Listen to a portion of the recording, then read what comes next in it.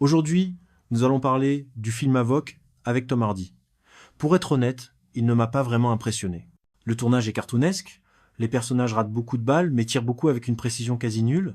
Les combats sont viscéraux, satisfaisants et sanglants dans le style du réalisateur, très similaire à ceux du légendaire Red. La caméra suit l'action de près, mais comme l'action elle-même est trépidante, la caméra l'est aussi, de sorte que de nombreuses scènes se déroulent très vite et présentent des coupes rapides entre les scènes d'action. L'histoire est prévisible et on commence à comprendre l'ensemble du récit dès les 30 premières minutes. Les personnages sont trop unidimensionnels pour s'y intéresser, ne serait-ce qu'un peu. Tom Hardy livre ici une performance légèrement meilleure que dans Venom. Son personnage est bourru, courageux et blasé, et il parvient à se faire valoir, mais il brille par ses chorégraphies de combat, tout simplement glorieuses et exagérées.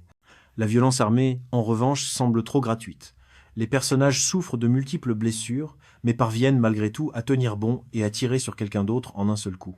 La précision est complètement bafouée dans certains passages du film. Dans une scène, un personnage est touché par une balle de fusil à pompe qui le blesse à peine, et dans la suivante, un personnage dans un train est abattu à plusieurs reprises de loin avec un pistolet. Pour une raison inconnue, la circulation du film est presque entièrement générée par ordinateur. Les voitures se déplacent de manière irréaliste et semblent vraiment déplacées, ce qui gâche l'immersion et donne à l'expérience visuelle un aspect médiocre. Les pistolets ont un son épique, mais pas réaliste. Chaque coup de feu ressemble à un coup de canon.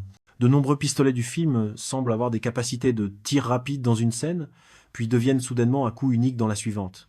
Les tirs de mitraillette ressemblent à des miniguns.